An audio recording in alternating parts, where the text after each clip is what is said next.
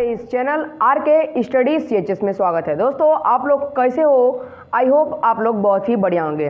दोस्तों हमने कल पार्ट 1 बनाया था, आज हमारा उसी टॉपिक का पार्ट 2 है। दोस्तों कल हमने आपको ये हेडिंग बताया था कि वर्ग किसे कहते हैं, वर्गमूल किसे कहते हैं, वर्ग पर आधारित सूत्र बताया था, वर्गमूल को कितने तरह से ज्ञात किया जा सकता है ये बताया था। आज के हम इस वीडियो में वर्ग तथा वर्गमूल के अंदर कुछ और हेडिंग को जानेंगे और पार्ट 3 में हम अभ्यास को स्टार्ट कर देंगे। तो दोस्तों अभी तक आप हमारे इस चैनल को सब्सक्राइब नहीं किए तो सब्सक्राइब कर लें और बेल आइकन को टिप के ऑल पे सेलेक्ट कर दें। दोस्तों चलिए हम लोग अगली हेडिंग देखते हैं। जो दोस्तों अगली हेडिंग दिया है वह है महत्वपूर्ण बिंदु। क्या दिया दोस्तों? महत्वपूर्ण बिंदु। महत्वपूर्ण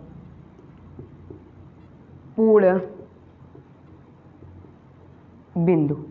दोस्तों महत्वपूर्ण दिया है, महत्वपूर्ण बिंदु हमें दिया है। इसमें यह बताया है, जो महत्वपूर्ण बिंदु के अंदर हमें यह बताया है कि अगर, पहले हेडिंग बताइए, हेडिंग नंबर 1 कि अगर हम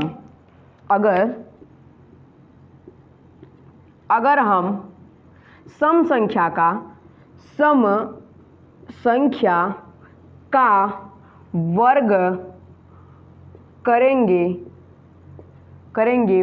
तो हमें सम संख्या प्राप्त होगा। सम संख्या प्राप्त होगा। इसका कहने का क्या मतलब? दोस्तों हम एग्जाम्पल की तरह समझते हैं कि यह कहना कहता है कि अगर हम सम संख्या का वर्ग करेंगे तो हमें एक सम संख्या ही प्राप्त होता है, उसके अलावा या अन्यथा हमें कुछ नहीं प्राप्त होता है। एग्जाम्पल की अगर हम तौर पे देखें तो एग्जाम्पल के तौर पे जैसे हमने बोला कि बताओ कि 6 का होल स्क्वायर कितना होगा, क्योंकि 6 क्या है? सम संख्या है, सम संख्या जो 2 से कट जाए तो ऐसे स्क्वायर क्या होगा? 36। तो देखो हमें एक सम संख्या ही मिला। तो इसका कहने का तात्पर्य यह निकलता है कि अगर हम किसी भी सम संख्या का वर्ग कर रहे हैं, या अगर हम किसी भी सम संख्या का अगर हम वर्ग कर रहे हैं तो हमें एक सम संख्या ही प्राप्त होती है। इसका कहने का यही मतलब है, अगर हम सम संख्या का वर्ग कर रहे हैं तो हमें एक सम संख्या ही प्राप्त होती है। दोस्तों चलिए हम लोग अगले हेडिंग की तरफ बढ़ते हैं। हमारी अगली हेडिंग इस बुक में क्या दी है? बुक का नाम हमने आपको कल ही बता दिया था कि इस बुक को आप परचेज कर लीजिएगा, इसी से मैं करवाऊंगा क्लास। चलिए अगली हेडिंग दिया है, हेडिंग नंबर 2 दिया है हमारे पास कि अगर हम विषम संख्या का वर्ग करेंगे तो विषम संख्या प्राप्त होगी। तो जो हमारा अगला हेडिंग क्या कर रहा है, इसको चलिए हम अपने एग्जाम्पल की तरफ समझते हैं। एग्जाम्पल एक लेते हैं। बोल क्या रहा है? अगर हम विषम संख्या का वर्ग करें, विषम संख्या मान लीजिए हम 3 का वर्ग करते हैं। विषम संख्या किसे कहते हैं? जो 2 से न कटे, 302 से नहीं कटेगा। तो अगर हम विषम संख्या का वर्ग करते हैं तो हमें एक विषम संख्या ही प्राप्त होता है। यह क्या है ना? एक विषम संख्या है। हमने विषम संख्या का वर्ग किया तो हमें एक विषम संख्या ही प्राप्त हुआ। चलिए हम लोग अगला देखते हैं। अगला जैसे हमने बोला कि बताइए ऐसा कि 9 का स्क्वायर। तो अगर 9 का स्क्वायर देखें तो कितना होगा? 9 का स्क्वायर होगा 81, जो कि क्या है? विषम संख्या। तो इसका कहने का जो मतलब है कि अगर हम विषम संख्या का वर्ग करेंगे तो हमें विषम संख्या ही प्राप्त होगा। अगर हम विषम संख्या का वर्ग करेंगे तो हमें विषम संख्या ही प्राप्त होगा। चलिए हम लोग अगले हेडिंग की तरफ बढ़ते हैं।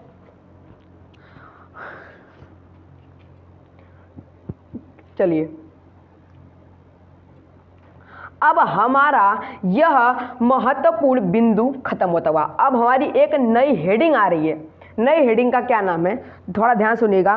पाइथागोरियन त्रिक संख्याएं। पाइथागोरियन क्या है दोस्तों? पाइथागोरियन त्रिक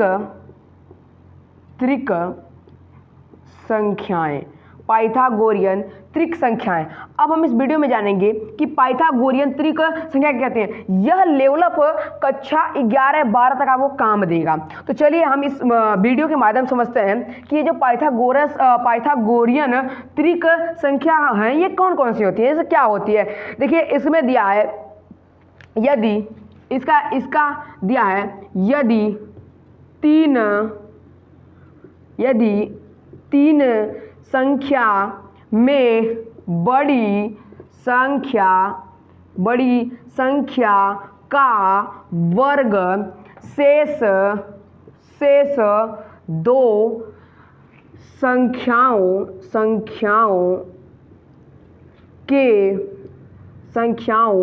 के वर्ग के बराबर होता है तो इसे क्या कहते हैं हम लोग,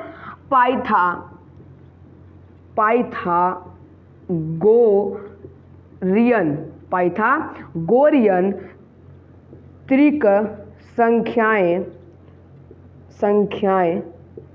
कहते हैं। चलिए हम इसको एग्जाम्पल के माध्यम से समझते हैं कि हमारे बात क्या बोल रहा है। इसको हम लोग एक एग्जाम्पल के तहत समझते हैं। हम एक एग्जाम्पल के तहत समझते हैं कि दोस्तों देखिए, जैसे हमने ले लिया कोई ऐसा पाइथागोरियन त्रिक संख्या ले लिया। जैसे मान लीजिए हम ले लेते हैं एग्जाम्पल के तौर पे 2 3 और 3 4 और 5, 3 4 और 5 ये हमने ले लिया। अब क्या बोला है, हम उस परिभाषा के तहत इसको हल करेंगे। अगर हमारा यह बात क्लियर हो जा रहा है तो ये हमारा पाइथागोरियन त्रिक संख्याएं हैं। ठीक है, क्या बोला है, यदि तीनों संख्या में बड़ी संख्या का वर्ग, तो बड़ी संख्या कौन है 5 इसमें, तो 5 का वर्ग शेष दो संख्याओं के वर्ग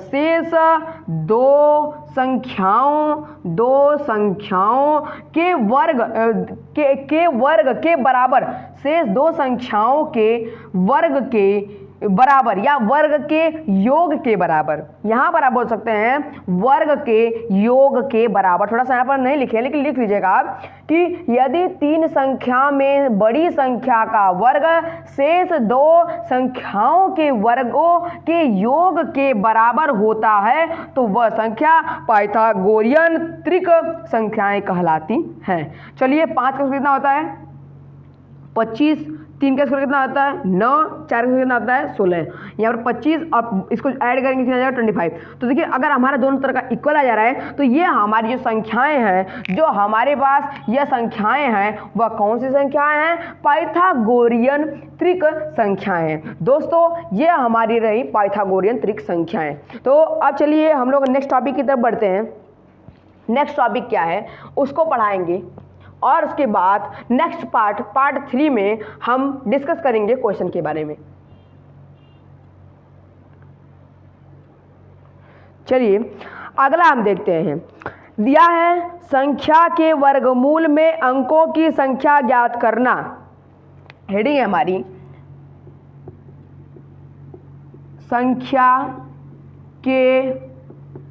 संख्या के वर्गमूल में अंकों की संख्या ज्ञात करना। अंकों की संख्या ज्ञात करना, यह जो टॉपिक है ये टॉपिक बहुत ही इम्पॉर्टेंट IMP इम्पॉर्टेंट टॉपिक है। क्यों? क्योंकि यह इसमें से क्वेश्चन अधिकतम उठेंगे। तो बोल रहा है संख्या के वर्गमूल में अंकों की संख्या ज्ञात करना। इसका मतलब यह है, जैसे मान लीजिए हमने बोला कि बताइए अगर मान लीजिए कोई ले लिया, मान लीजिए 600 नहीं ले लेते हैं हम लोग 81। हमने पूछा बताइए 81 जो 81 है इसके वर्गमूल में अंकों की संख्या कितनी होगी। जब इसका हम वर्गमूल ज्ञात करेंगे, जब हम इसका स्क्वायर रूट निकालेंगे तो हमें कितनी संख्या प्राप्त होंगी। तो थोड़ा ध्यान दीजिए, इसका सूत्र बहुत मस्त होता है। अगर सम संख्या है, अगर सम अंक है, सम अंक है, यदि अगर सम अंक है तो उसका सूत्र होता है n/2। अगर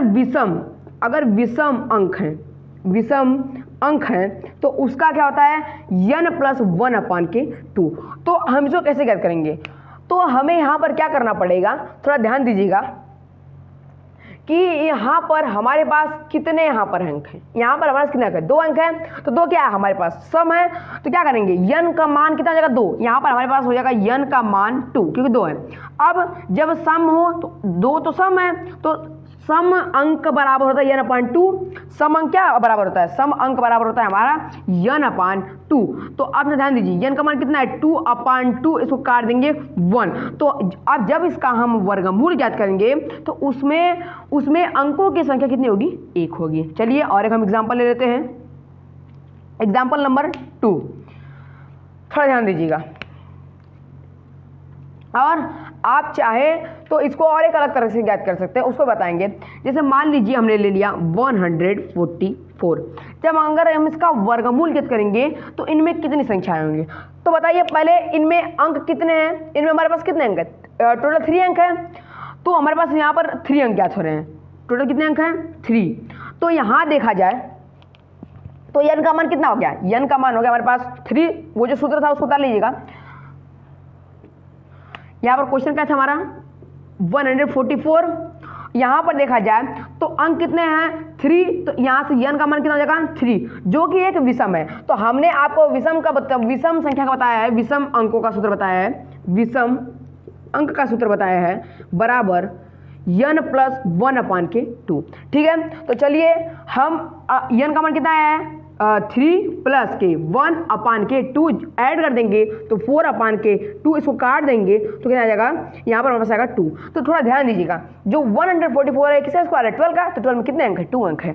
तो दोस्तों यह था बहुत इंपॉर्टेंट टॉपिक। आपसे पूछा जा सकता है कि बताइए जो 625 जो 25 का स्क्वायर है, मतलब मान लीजिए जो 625 है उनमें उसके 625 संख्या के वर्गमूल में अंकों की संख्या कितनी होगी? तो आप इस सूत्र से ज्ञात कर सकते हैं।